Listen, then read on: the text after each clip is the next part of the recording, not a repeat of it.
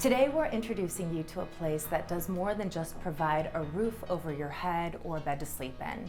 It's a place that provides hope, strength, and above all, a sense of community.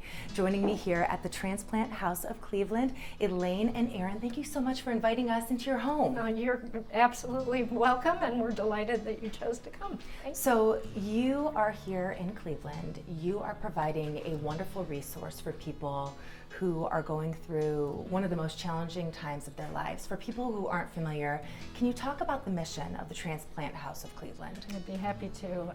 The mission is to provide affordable temporary housing and a welcoming, supportive community to those who come to Cleveland for organ transplant. You are the executive director. You're also a co-founder. What inspired you to start this in the first place? Well, what inspired several of us was the real, very obvious need for the housing. In my case, my father received a liver transplant at the Cleveland Clinic way back in 1992, and our family became very aware of the need not only for affordable housing for the many, many people who come to Cleveland from far away, but also the support of a community.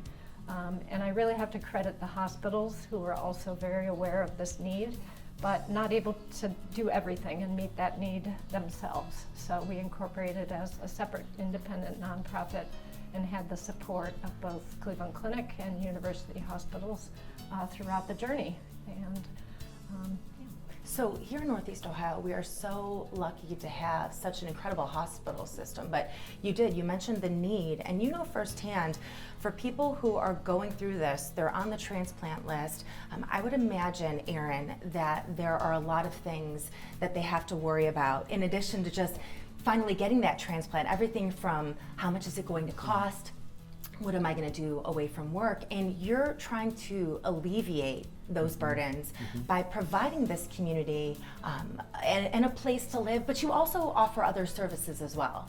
Correct. So in addition to providing really essential financial relief for guest families, we also provide a lot of social opportunities. We have a community here of guests who understand each other, understand the journey they're going through, right? Transplant is a very unique medical experience. Right. So having people who are on that journey along with you can be very helpful and supportive.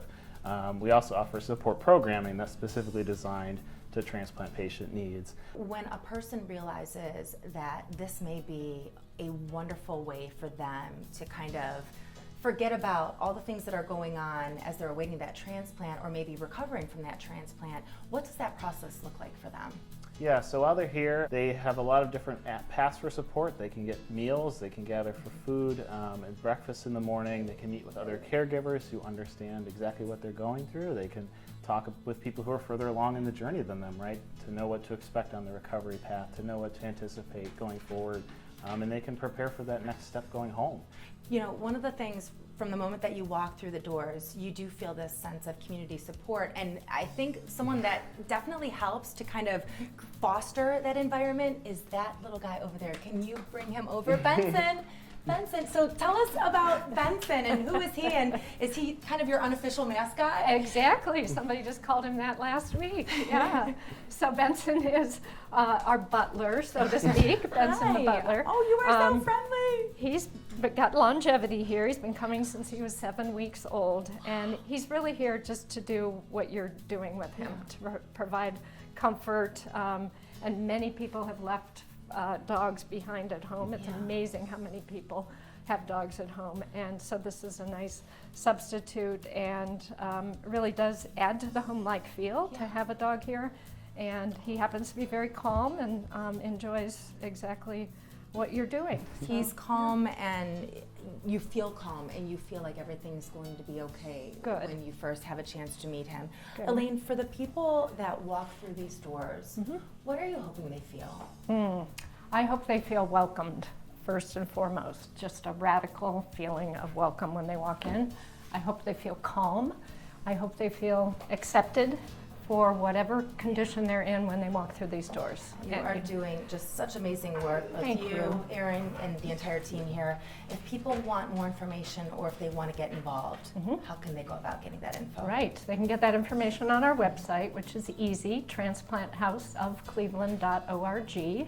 And there are volunteer opportunities. There are opportunities to support our fundraisers. You are doing so many wonderful things for not only people here in Northeast Ohio, but for the people that are coming here to take advantage of our wonderful hospital system. So Yeah. thank you for all that you do and for giving people a sense of hope and also a sense of community. Yes. Thank you, Nicole. Thank you.